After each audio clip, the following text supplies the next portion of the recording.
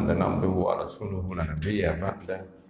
Allahumma shalli ala Muhammad wa ala ali Muhammad kama shallaita ala Ibrahim wa ala Ibrahim wa barik ala Muhammad wa ala ali Muhammad kama barakta ala Ibrahim fil alamin innaka Hamidum Majid. Ibu-ibu, bapak-bapak, para jemaah rahimahullah. Melanjutkan pelajaran yang ada dalam kitab Tauhid itu, sekarang judulnya Man haqqaqat tauhid dakhalal jannata bi ghairi hisabin wala adzabin.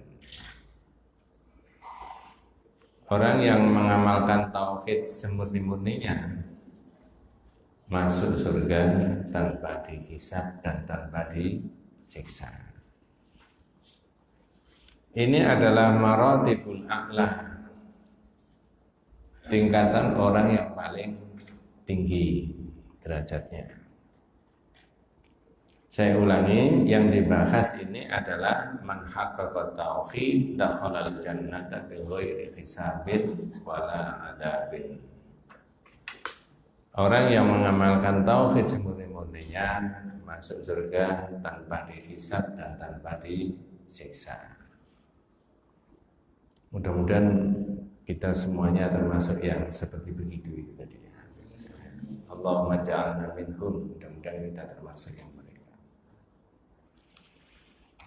Dalam kitab ini ditulis tahqiqut tauhid, mengamalkan tauhid semurni-murninya, maknanya takhlisuhu minasyirki, membebaskan orang itu dari berbuat apa? Syirik. Jadi kalau dibebaskan dirinya dari perbuatan syirik, baru namanya ikhlas, syahadatnya murni. Tidak ada kesyirikan di dalam hal dia mengamalkan tauhid ini. Jadi wala yumkinu illa bi umurin thalathah. Nah, ini yang penting.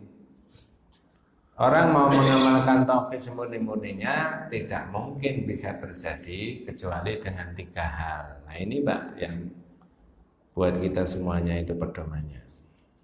Wala yumkinu illa bi umurin thalathah. Mengamalkan tauhid semurni-murninya itu tidak mungkin kecuali dengan 3 hal. Apa saja 3 hal tadi? Pertama, al-ilmu, pakai ilmu. Apa bisa orang melakukan tindakan sesuatu tidak pakai ilmu? Jawabannya, nggak bisa. Orang sholat aja ada ilmunya nggak Pak?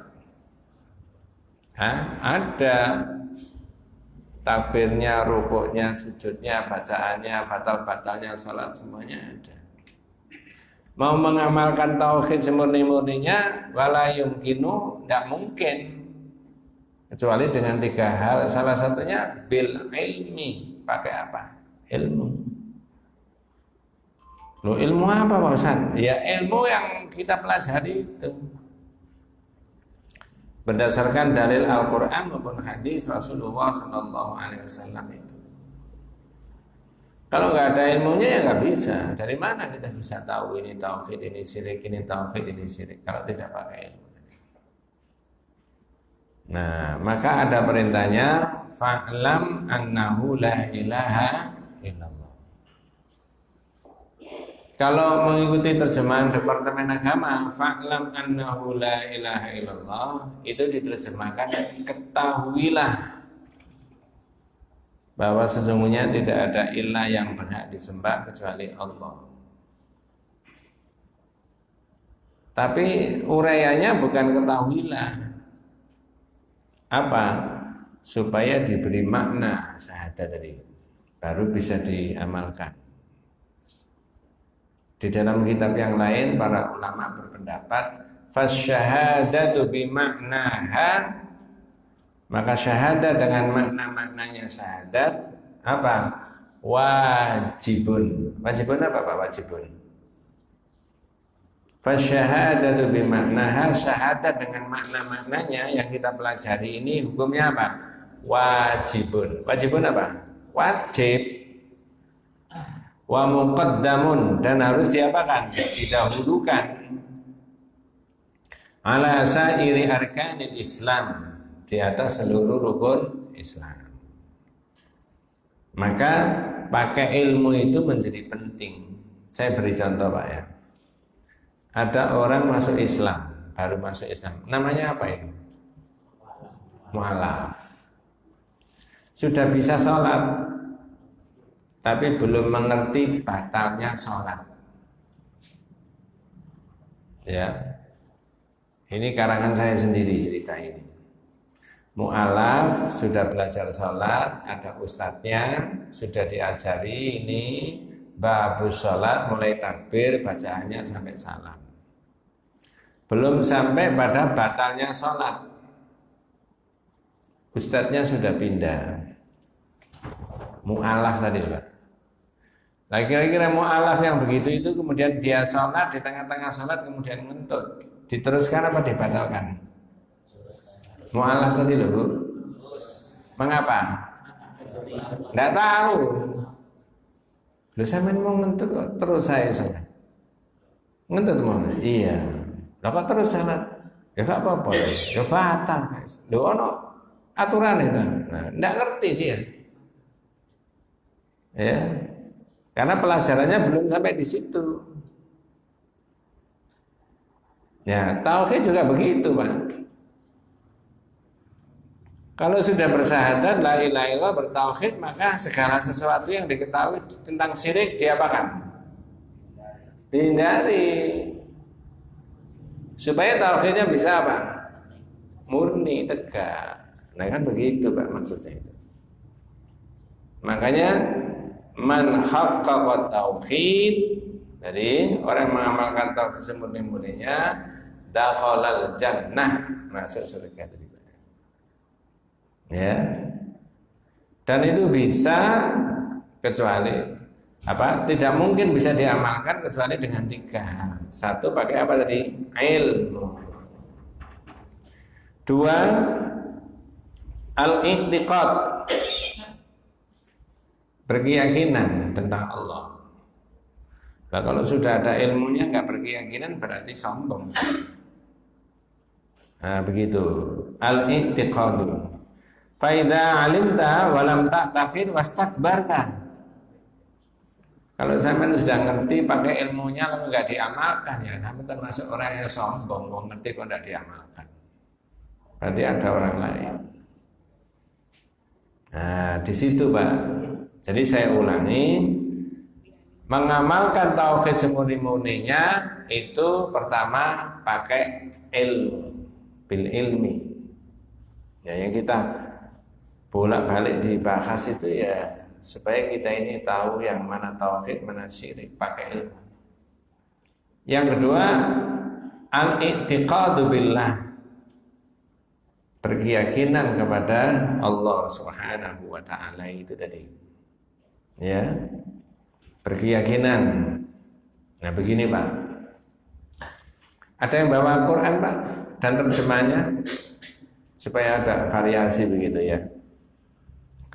Kalau yang berkenan baca Quran bisa dilihat di dalam surat 38 ayat 5. Surat 38 ayat yang kelima.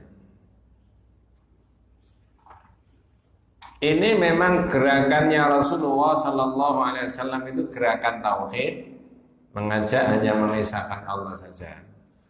Tapi direaksi oleh orang-orang kafir seperti yang ada di dalam ayat itu. Saya ulangi surat 38 ayat yang 5, 6, dan 7. Ya, surat 38 ayat 5, 6, dan 7. Sudah ketemu, Pak? Oke. Ada yang berkenan membaca terjemahnya? Pakai mic aja, pakai mic. Nggih, monggo. Nanti panjenengan bisa mengambil pelajaran dari sini, Pak. Monggo. Mengapa ia menjadikan Tuhan-Tuhan itu Tuhan yang satu saja? Yes. Ini Quran, Pak, diabadikan oleh Allah reaksinya orang kafir saat itu. terhadap dakwanya Nabi. Mengapa Muhammad menjadikan Tuhan banyak, dijadikan cuma satu? Nah itu loh Pak. Apa betul jahiliyah itu waktu itu Tuhan banyak? Jawabannya, tapi begitu la ilaha illallah mestinya yang diilahkan cuma satu. Tidak. Lanjut Pak, yang keenam.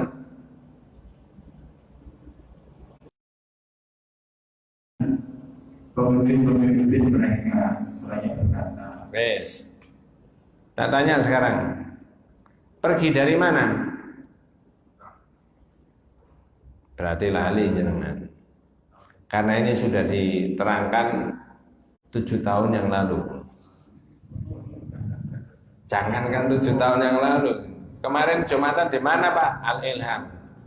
Ustadznya menerangkan apa? Iku harus lali. Jumat. Maka pergilah para pemimpin itu seraya berkata, pergi dari mana? Nah, ini perlu cerita, ini baru jenengan bisa pasti tahu. Coba diulangi lagi sepintas Pak. Yang lima. Yang kelima. Mengapa yang menjadikan Tuhan itu Tuhan yang satu saja? Coba reaksinya orang kafir. Mengapa Muhammad menjadikan Tuhan banyak, dijadikan cuma satu? Karena la ilaha illallah satu-satunya kan Pak ya. Gak lagi mas, gak lagi, semuanya Allah saja. Direaksi, ngapain Muhammad menjadikan Tuhan banyak, dijadikan cuma satu? Lanjut. Sesungguhnya yang ke-6 tadi. Dan pergilah pemimpin mereka seraya berkata, pergilah kamu dan tetaplah menyembah Tuhan Tuhanmu. Tak ceritani 2 menit. Ketika Nabi berdakwah Pak, mengajak orang bersahadat menjadikan Allah satu-satunya. Lalu berhasil, banyak orang yang mengikuti Nabi. Tiba-tiba ada reaksi. Ada biasa itu kalau sudah berkembang ada reaksi itu. Apa reaksinya? Membendung supaya Nabi tidak dakwah. Caranya gimana caranya? Abu Thalib diparani tokoh-tokoh kafir. Jumlahnya 10 orang. Salah satunya di antara 10 orang tadi ada namanya Abu Jahal. Ini tokohnya enggak Pak? Jangan keliru tokohnya, tapi tokohnya. Abu Thalib diparani. Abu Thalib ini siapa Pak? Paman, yang paling dekat sama Nabi. 10 orang ini ngoyo-ngoyo datang ke rumahnya Abu Thalib, bilang gini. Nah ini saya tanya panjenengan. Bilang gini itu pakai bahasa Indonesia apa pakai bahasa? Temenan ya? Oh, asli terjemahkan. Kalau pakai bahasa Indonesia, 10 orang ini ngomong, Abu Thalib, ponakan sampean itu. Ponakan sampean itu maksudnya siapa? Nah iya, ponakan sampean itu mencaci maki Tuhan ini nggak boleh, Tuhan ini nggak boleh. Itu dicaci maki, itu dihina-hina. Ngajak sama Allah saja. Sekarang di mana ponakan sampean itu? Datangkan ke sini. Nah, kalau itu bahasanya sampean. Tapi kalau bahasanya kita pasti Thalib yashtumu alihatana wa yaqulu wa yaf'alu. Fala wala ba'atha ilai fanahaitahu. Ngomongnya kan kasar-kasar gitu Pak.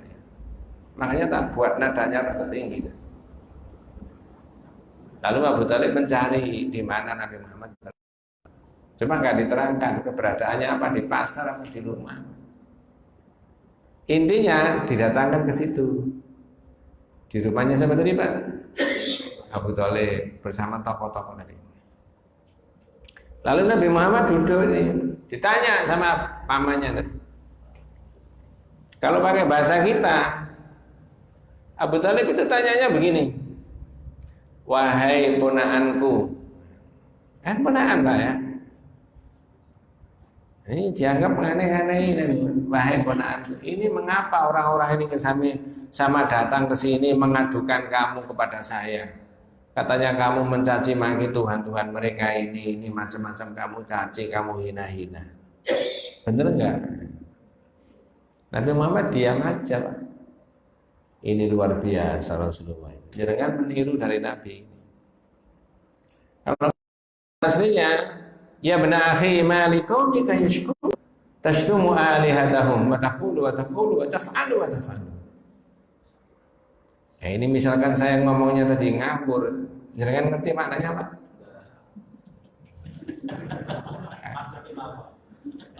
Lah ya bahasa Arabnya tuh misalnya ta'abur, ngerti nggak? Makanya ta'abur Pak. Enggak boleh Pak. Betul, begitu Pak bahasanya. Ini mengapa orang-orang ini mengadukan kamu kepada saya? Benar nggak kamu mencaci maki? Ini mendengarkan Nabi. Begitu Abu Thalib selesai ngomong, baru Nabi Muhammad jawab. Nah ini jangan kalau dimemeli orang itu ya dengarkan dulu, baru. Ini contoh Nabi. Akhlaknya luar biasa. Nah ini Nabi. Ya ammi, paman, inni uriduhum ala kalimatin wahidatin yaqulunaha. Tegas Pak.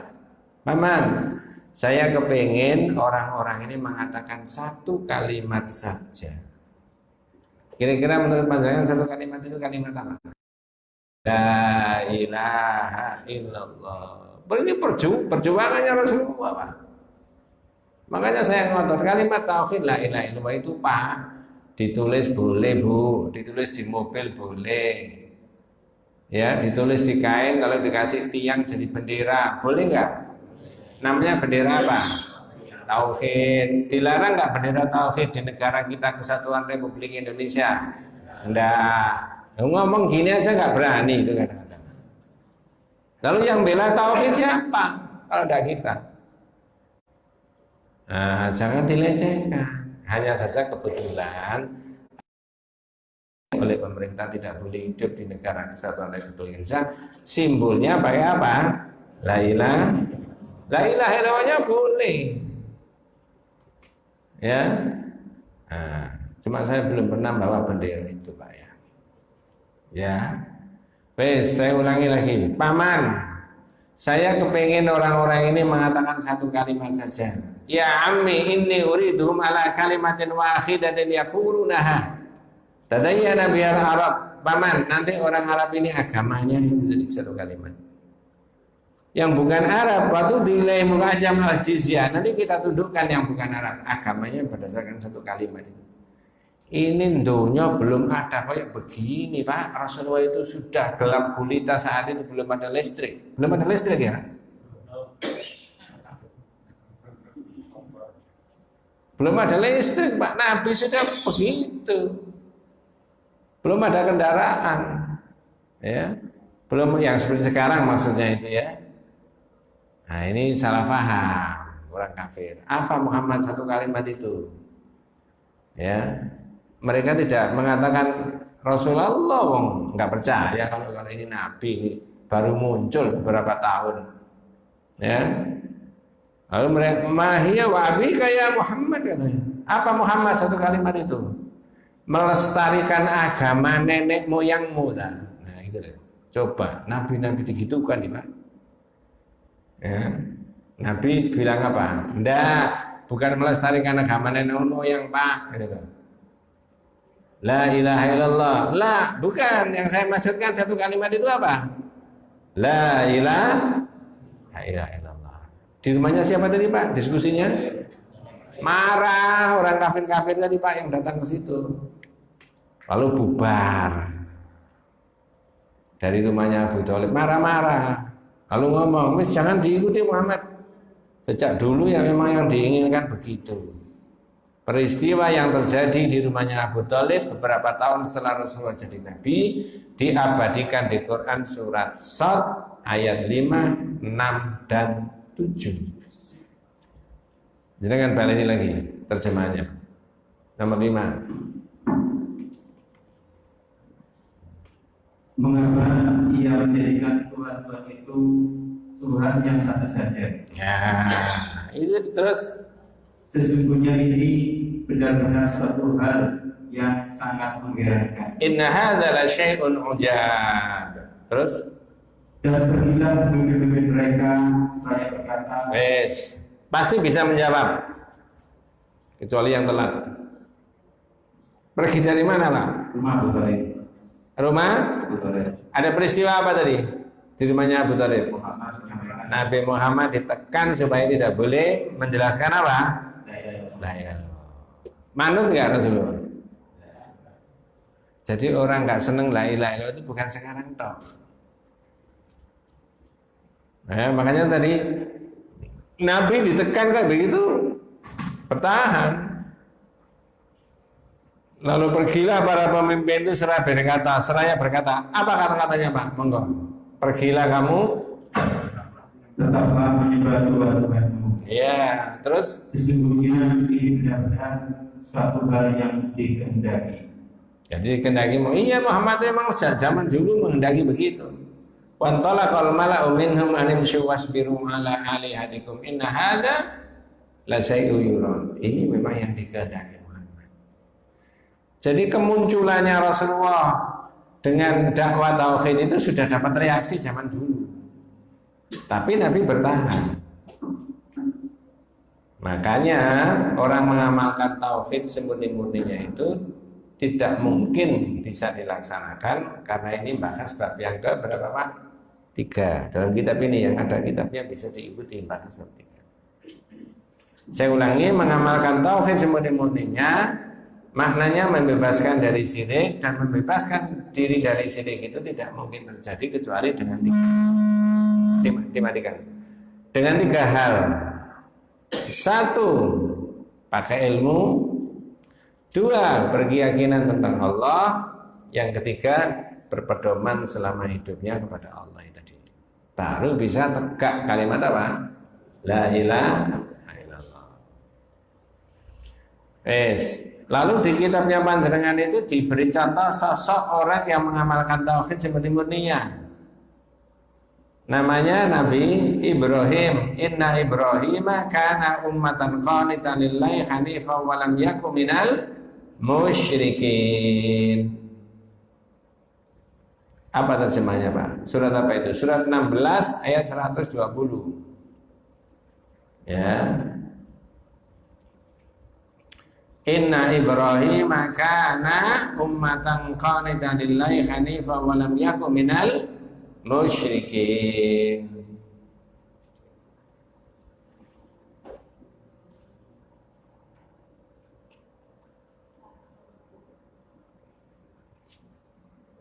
Surat 16 ayat 120. Sesungguhnya Ibrahim itu, nah itu. Surat 16 ayat 120. Gampang kok carinya itu.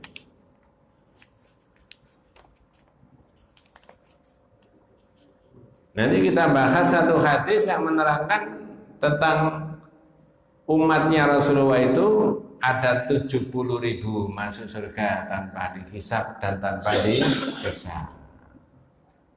Berapa jumlahnya Pak? 70. Tapi nanti kita baca dulu terjemahannya surat An-Nahl ayat 120 ini. Monggo. Sesungguhnya Ibrahim adalah seorang imam. Ibrahim adalah seorang imam yang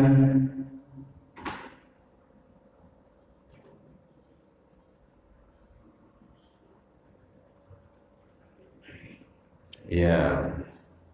Sesungguhnya Ibrahim adalah seorang imam yang dapat dijadikan teladan. Nabi patuh kepada Allah dan hanif. Dan sekali-sekali bukanlah dia termasuk orang-orang yang mempersekutukan Tuhan. Jadi sosok Nabi Ibrahim disebutkan dalam ayat ini sebagai ummatan. Ummatan itu maknanya imam, pemimpin. Kemudian qanitan lillah. Qanitan lillah itu dawamu ta'ah, sepanjang-panjang hidupnya taat saja kepada Allah. Memang sosok Nabi Ibrahim itu luar biasa Pak ya. Banyak diceritakan di dalam Al-Qur'an. Qanitan dawamu ta'ah, sepanjang al-istimraru fiha ala halin, segala sesuatu itu selalu dikaitkan dengan Allah. Ya, dawamu ta'ah, sepanjang hidupnya taat kepada Allah. Hanif ma'ilan anisyirki, berpaling dari syirik. Sudah dijelaskan tambahan yang terakhir, walam yakum minal musyrikin. Dan Nabi Ibrahim itu tidak termasuk orang yang apa? Syirik. Tapi lingkungannya banyak orang syirik nggak Pak? Terpengaruh nggak Nabi Ibrahim? Berarti punya pertahanan yang kuat nggak secara akidah? Nah, kita punya pertahanan yang kuat Pak? Duh, gak pede. Ya harus. Itu nanti akan kita bawa mati, kita aturkan sama Allah. Akidah yang baik, yang benar tadi. Nah, Ibrahim jauh dari berbuat syirik tadi sebagai seorang pemimpin. Wes, sekarang sisa waktunya agak panjang ini membahas tentang 70.000 sahabatnya Rasulullah, bukan sahabat, umatnya Rasulullah masuk surga tanpa dihisab dan tanpa disiksa. Mudah-mudahan kita termasuk yang mereka Pak. Cuma tak tanya dulu. Semuanya harus bisa jawab. 70.000 itu deretan angka nomor 1 sampai nomor 70.000 tak? Atau 70.000 itu menunjukkan jumlah yang banyak?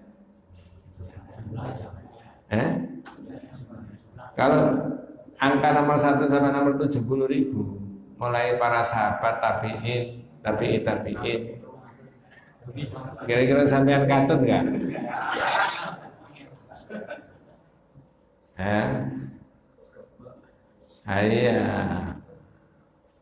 Kauman. Saya bacanya pelan-pelan hadisnya. Hadis itu dari Ibnu Abbas, diriwayatkan oleh Al-Bukhari dan Muslim. Berarti menurut mustalah hadis, hadis ini sahih. Al-Bukhari menulis dalam hadis nomor 6541. Imam Muslim menulis dalam hadis nomor 216. Berarti kalau panjangan baca kitabnya Imam Muslim, hadis nomor 216 itu ketemu hadis ini. Tapi kitabnya Imam Al-Bukhari baru hadis nomor 6541. Nah, begitu. Ya. Tidak ada yang bawa kita Pak ya. Tidak apa-apa wis. Nabi begini cerita, uridat alaiyal umamu, saya ditunjukkan umat-umat yang zaman dulu. Cuma tidak ada keterangan, ditunjukkan itu lewat apa? Mimpi atau lewat tidak tidur begini, melek, jaga, atau pada waktu apa? Isra Mi'raj. Tapi karena hadis sahih, ya jelas mulia, dawuhnya Rasulullah itu tidak mungkin salah. Ada begitu. Aku ditunjukkan umat-umat yang terdahulu. Terus fara'aitun nabiyya, saya tahu ada nabi. Wa ma'ahu rahtu. Ya. Di belakangnya nabi itu ada sekelompok orang. Ada 10 kurang lebih. Nabi cerita begitu. Wan nabiyya wa ma'ahu rajulu wa rajulani. Dan ada pula seorang nabi, di belakangnya ada 1 dan 2 orang. Wan nabiyya wa laisa ma'ahu ahadun. Dan saya tahu ada seorang nabi, tidak seorang pun di belakangnya. Tak tanya, ada berapa nabi tadi yang diceritakan? Loh, ini penting Pak. Halo? Apa saya balik lagi? Tapi ini yang terakhir loh ya Pak. Ya. Saya ulangi. Uridat alaiyal umamu fara'aitun nabiyya wa ma'ahu rahtu. Saya ditunjukkan umat-umat yang terdahulu. Terus saya tahu ada seorang nabi, di belakangnya ada beberapa orang, sekelompok orang, 10 orang. Ar-rahtu itu kurang lebihnya jumlah rombongan yang tidak banyak, 10 orang. Wan nabiyya wa ma'ahu rajulu war rajulani. Dan saya tahu ada nabi, lalu di belakangnya ada 1 orang dan 2 orang. Wan nabiyya wa laisa ma'ahu ahadun. Terus saya juga tahu ada seorang nabi, di belakangnya tidak seorang pun. Berapa nabi tadi? 3. Nah, namanya? Enggak diterang, enggak tahu Pak, betul ya. Kemudian Nabi mengatakan apa? Kemudian idru fi ali sawadun azimun. Tiba-tiba saya ditunjukkan jumlah umat yang banyak. Fadhanantu annahum ummati. Saya pikir itu umatku karena banyak. Wa qila li, lalu dikatakan kepada saya, hadza Musa wa qaumuhu, ini umatnya Nabi Musa dan ini Nabi Musa dan kaumnya. Berarti umatnya Nabi Musa banyak. Fanadhartu fa idza huwa sabatun azimun. Lalu saya lihat aja, tiba-tiba saya ditunjukkan umat yang banyak sekali. Wa qila li, lalu dikatakan kepada saya, hadhihi ummatuka, ini umat Muhammad. Wa ma'ahum sab'una alf yadkhuluna al-jannata bighairi hisabin wala 'adzabin. Dan di antara umatmu yang sekian banyak itu ada 70.000 yang masuk surga tanpa dihisab, tanpa disiksa. Ya. Berarti umatnya Rasulullah banyak enggak, Pak? Banyak. Ada yang spesial? Jumlahnya berapa tadi?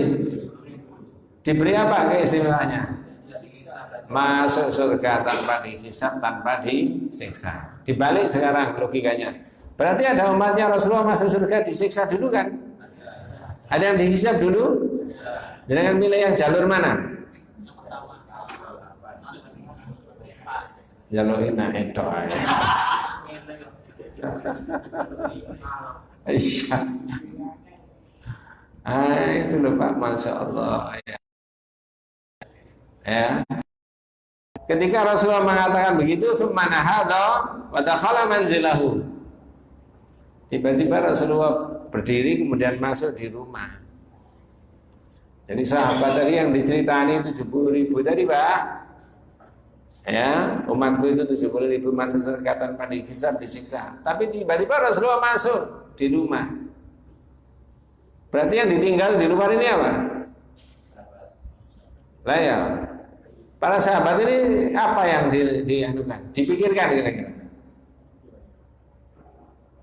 Ya, bertanya-tanya nggak Pak? Ya, bahasa yang lain bingung, boleh, sopo itu kan begitu kan? Saya boleh pakai bahasa mereka penasaran Pak? Boleh. Karena Rasulullah tinggal masuk di rumah. Katanya, ini menganalisa caranya Rasulullah menyampaikan barang yang penting. Mengapa kok ditinggal ke dalam? Setelah cerita umatnya 70.000 masuk surga. Saya ulangi, ini menganalisa caranya Rasulullah SAW menyampaikan sesuatu yang penting. Ditinggal masuk ke dalam itu supaya para sahabat ini tingkat konsentrasinya apa? Naik. Coba nggak langsung diterangkan dalam situasi begini. Tingkat penerimaannya tidak optimal. Tapi karena ini penting, caranya Rasulullah tinggal masuk. Nah, berpikir Pak, enggak benar. Lalu muncul pendapat. Dalam kitab ini diterangkan faqala ba'duhum, sebagian sahabat tadi mengatakan apa? Fala alahumul ladzina sahibu Rasulullah. Barangkali sahabatnya Nabi yang 70. Nah, muncul pendapat. Kalau langsung diterangkan muncul enggak pendapat? Jangan kalau bicara dengan siapa saja begitu caranya. Ini mencontoh Nabi. Ya. Faqala ba'duhum, sebagian lagi mengatakan apa? Fala ahlul ladzina wulidu fil Islam wa lam yusyriku billahi syai'an. Barangkali dalam situasi Islam lalu enggak pernah syirik sedikit pun. Sudah berapa pendapat tadi? 2. Yang satu punya pendapat barangkali itu sahabatnya Rasulullah, yang satu punya pendapat barangkali itu orang yang lahir dalam keadaan Islam, lalu orang itu tidak berbuat apa? Syirik. Wadakaru asya'a, lalu mereka berbicara macam-macam. BE ini, barangkali ini. Fakharaja alaihimu Rasulullah sallallahu alaihi wasallam, kemudian Rasulullah keluar lagi dalam situasi para sahabat tadi konsentrasinya lagi apa? Naik. Nah ini diberi Pak.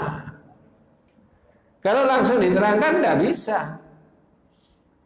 Nah jangan ikuti Nabi. Fa'akhbaruhu, maka para sahabat memberikan keterangan ke Nabi. Nabi siapa? Katanya ini sahabatnya Rasulullah. Katanya ini orang yang lahir dalam keadaan Islam tidak syirik.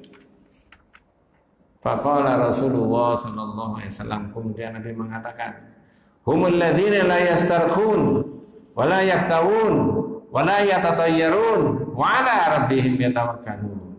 Makasih. Ya. Nabi menyebut dalam bahasa tadi berapa poin Pak?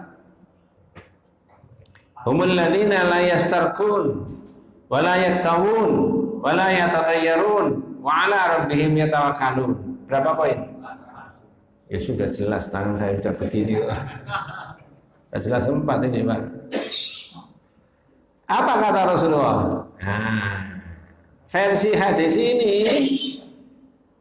ya, belum ditambah yang lain-lain, adalah kata Rasulullah, la yastarqun, orang yang tidak minta untuk diruqyah.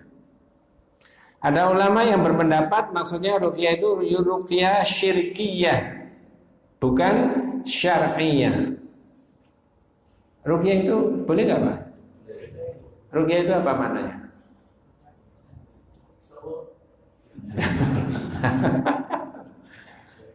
Ruqyah itu bacaan. Saya beritahu. Kalau bacaan doa yang dari Rasulullah boleh Pak. Ada orang sakit diparani Rasulullah.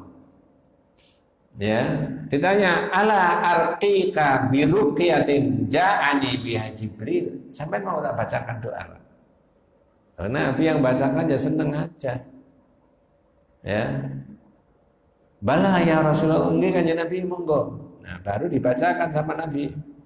Bismillah arqika wallahu yashfika min kulli da'in fika wa min syarri naffatsati fil hasad wa min syarri apa? Bismillah arqika wallahu yashfika min kulli da'in fika wa min syarri naffatsati fil uqad wa min syarri hasidin idza hasad. Berarti orang sakit boleh dibacakan doa. Kalau di tauhid orang sakit dibacakan doa ini namanya syar'iyun ma'lumun. Nah, kalau ini kok gimana maksudnya? Ruqyah atau bacaan yang tidak bersumber dari Nabi. Syirkiyah. Saya beri contoh. Ada sahabat namanya Abdullah bin Mas'ud pulang dari luar, dari kerja atau dari mana. Tahu istrinya pakai kalung. Ditanya, kamu kok pakai kalung ini? Kalau pakai bahasa kita. Dia menjawab, khaitun ruqyali fihi. Istrinya tadi bilang gini, Mas, ini khaitun, kalung ini sudah diruqyah, dicoba capung. Ketika diurut dari mana, minal Yahud, dari orang Yahudi. Oleh Abdullah bin Mas'ud tidak boleh. Faqata'ahu, lalu tarik, dilepas. Abdullah bin Mas'ud bilang, anti ali Abdullah ibni Mas'ud, innama yakfiki kama qala Rasulullah. Istrinya itu dibilangnya gitu. Sampai ini keluarganya Abdullah bin Mas'ud, cukup dari Rasulullah saja yang diajarkan tadi. Ya doa-doa itu maksudnya. Berarti kalau ada orang sakit boleh didoakan Pak? Boleh. Tapi diperiksakan Pak dokter boleh? Boleh. Kedua-duanya dimajukan. Kalau diperiksakan Pak dokter namanya qadariyun ma'lumun. Kalau didoakan namanya syar'i. Coba pentingnya pakai syar'i yang didoakan ini Pak ya. Pak dokter mendiagnosa sudah betul, labnya sudah akurasinya bagus, ya, obatnya sudah tepat, dosisnya sudah oke, minum obatnya sudah benar. Ada jaminan waras? Belum. Malah kadang-kadang cepat mati, ada malah. Jadi yang dimaksudkan Rasulullah 4 poin tadi tidak ruqyah dengan cara-cara yang apa? Syirkiyah. Dicoba capu, disuruh dengan cara-cara yang tidak menurut apa syariat. Ya, mungkin coba capu pun mandaya sumati karep orang mati karep. Tidak boleh itu Pak ya. Yang kedua layak tamun, ini padan katanya di masyarakat kita agak susah. Kalau terjemahan letterleknya di situ adalah kai. Kai itu apa? Lukanya ditempel dengan besi yang dipanaskan. Yes. Yang ketiga wala ya tatoyarun, tidak bertatoyur.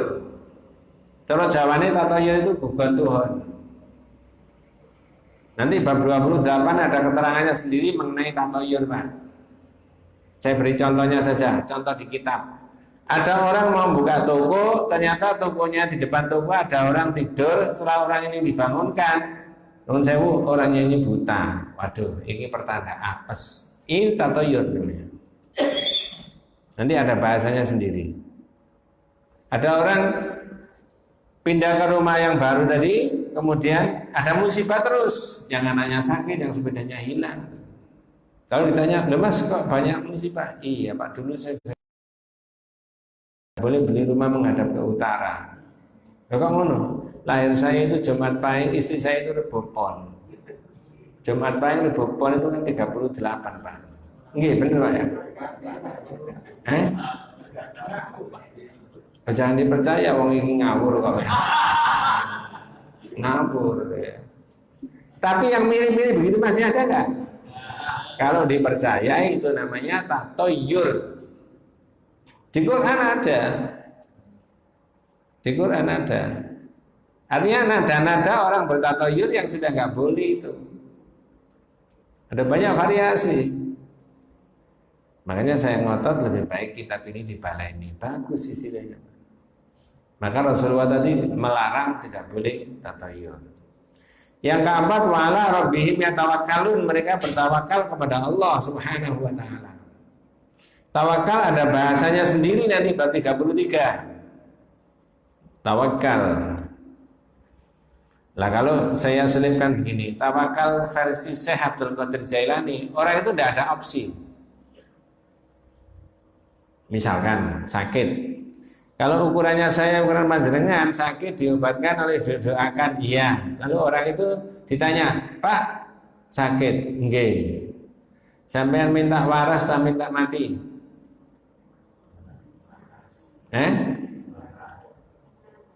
Ini nggak kena virus, nggak kena apa-apa loh ya. Sampean milih waras tak milih, minta waras tak milih mati? Ukurannya panjenengan, ukuran saya milih apa? Kalau saya Abdul Qadir Jailani gak milih, terserah Allah. Tapi kewajiban saya berobat, kewajiban saya berdoa, pasrah sama Allah. Itu namanya tawakal. Mengapa kok begitu? Karena saya Abdul Qadir Jailani berkeyakinan bahwa keputusannya Allah tidak ada yang berubah. Tetap tidak ada jaminan kalau saya diobati dengan tepat dan benar pasti waras. Betul Pak ya? Maka dia pasrah saja sama Allah. Kalau orang mau pergi dari sini ke Banyuwangi butuh waktu 6 jam sampai 7 jam. Disiapkan kendaraannya dengan baik, dicek di bengkel, boleh Pak? Boleh. Harus. Itu namanya qadariyan maklumun.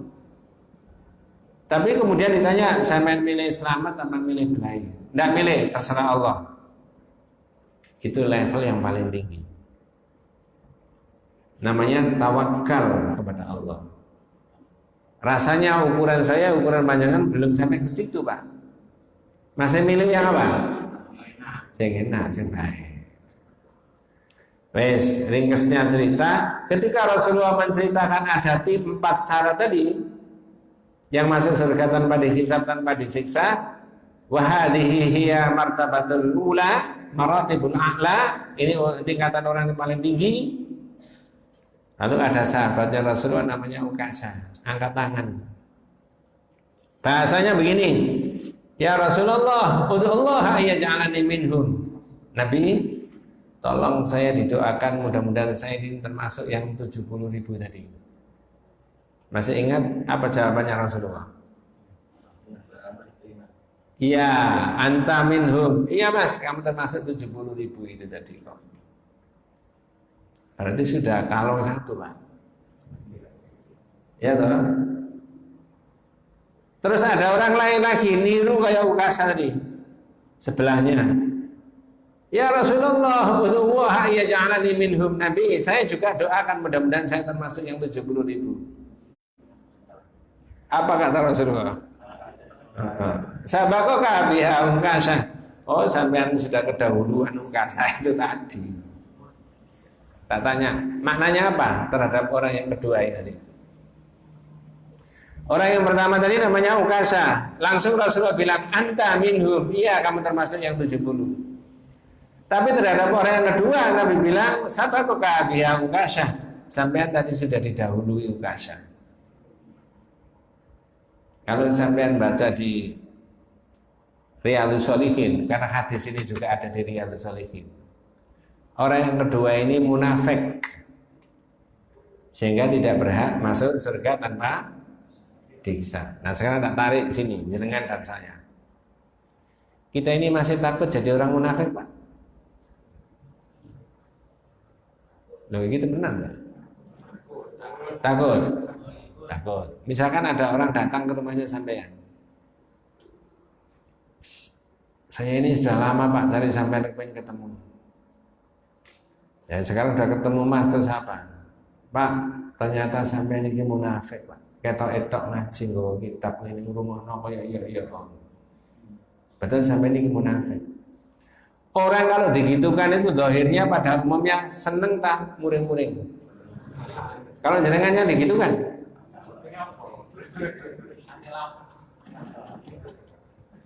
kalau saya digitukan, kalau di tauhid seneng malah. Alhamdulillah Mas, sampai ini ngoyong-ngoyong. Panas sih sampai ini ternyata munafik, etok-etok ngaji rono ini misalnya.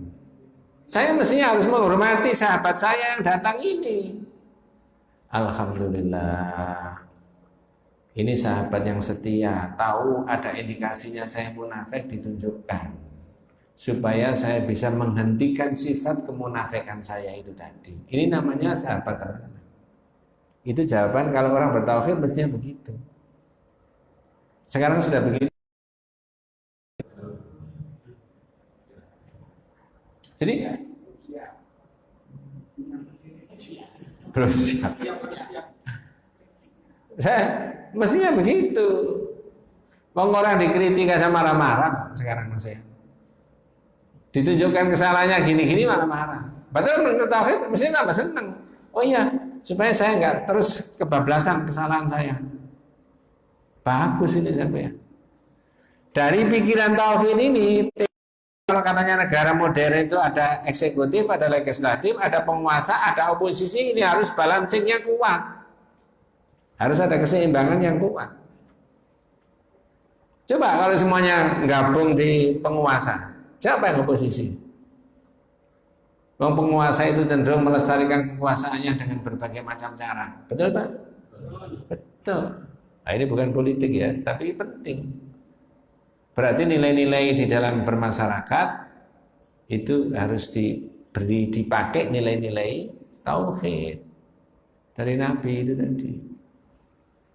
Nah begitu. Wong Umar bin Khattab aja khawatir dirinya disebut munafik. Tanya sama Hudzaifah.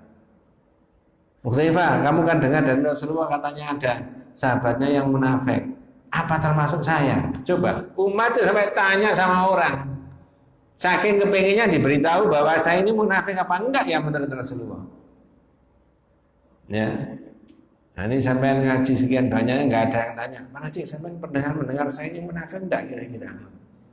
Ya. Atau saya tanya panjenengan, Pak, saya ini kira-kira munafik apa enggak ya? Kalau sudah syahadat sudah merasa paling baik, enggak mungkin saya apa munafik kan begitu kan? Umar masih tanya, khawatir. Jangan-jangan saya disebut Nabi munafik.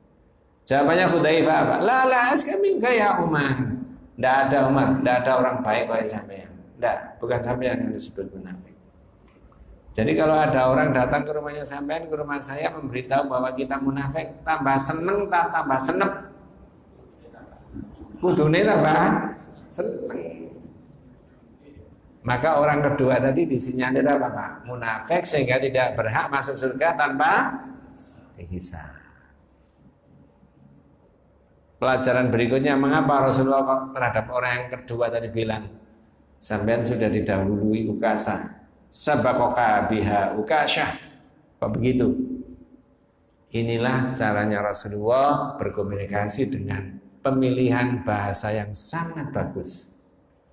Sehingga orang kedua nggak tersinggung. Coba andai kata bukan Muhammad Rasulullah, Muhammad Surabaya, apa kira-kira bahasanya?